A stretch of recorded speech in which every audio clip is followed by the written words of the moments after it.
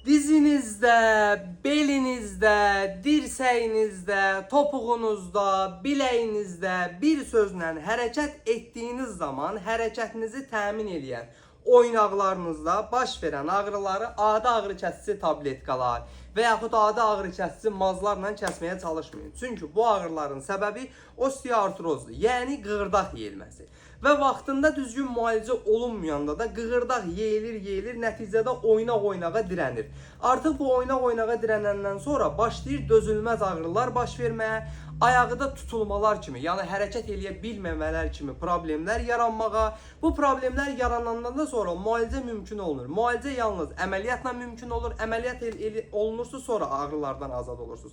İndi videoya diqqətlə qulaq asın, çünki sizə bu ağrılardan azad olmağın, yəni müalicəsini izah edəcəm. Amma əvvəlcə ekrandakı ürəyi zəhmət olmasa qızardın və profilimin üzərində gördüyünüz üstə gələk, yəni plus işarəsinə toxunun ki, videoya ehtiyacı olan insanların, ağrıları olan insanların qarşısına çıxsın. Deməli, yaxınlaşırsınız aptekə, Opsido S kremi alırsınız. Bu kremi oynaqlarınıza sürtdüyünüz zaman ilk öncə tərkibindəki qlukazamın və kondroitinin köməyi ilə yeyilməkdə olan qığırdağın yeyilməsini dayandırır.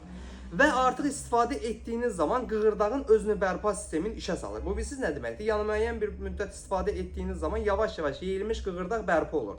Tərkibindəki yağların və bitki ekstraktlarının köməyi iləsə həmin müalicə dövründə baş verən ağrıları kəsir və topuğunuzda, dizinizdə, oynağınızda olan ödəmi, şişkinliyi, iltihabı aradan qaldırır. Ölkənin bütün apteklərində satışı mümkün var.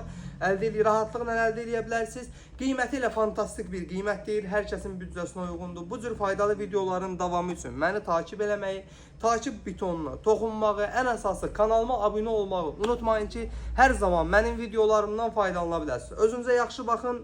Növbəti videolarda görüşərik.